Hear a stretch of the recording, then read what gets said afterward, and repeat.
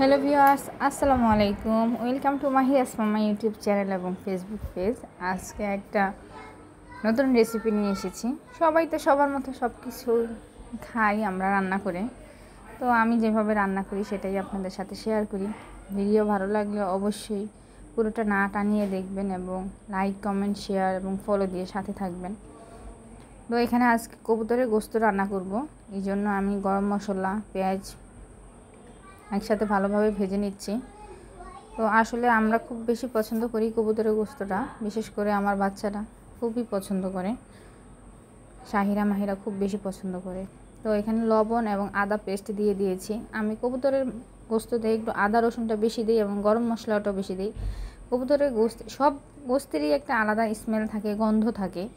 তো যা গরুর মাংসের গন্ধটা যেরকম আমরা কম মশলা দিয়ে হলেও রান্না করলে নিতে পারি, সব মাংসের কিন্তু এরকম নিতে পারি না। তো সেই জন্য কবুতরের মাংসের ক্ষেত্রে আমাদের এরকম হয়, পুরোটা নিতে পারি না।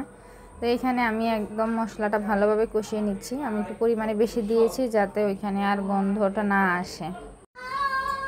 তো এখানে আমি মাংস একদম মশলাটা একদম ভাজা ভাজা করে কষা হয়ে আসছে মতো এখানে হলুদ এবং মরিচের গুঁড়ো, এখানে পরিমাণ মতো হলুদ এবং মরিচের গুঁড়ো দিয়ে দিব।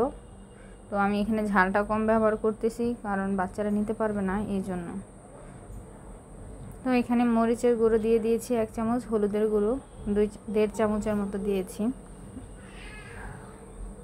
তো একদম এই মশলাটা একদম ভাজা ভাজা করে ফেলবো। একদম যখন দেখবো যে উপরে তেল উঠে আসছে, একটু পানি দিয়ে কষিয়ে নিব।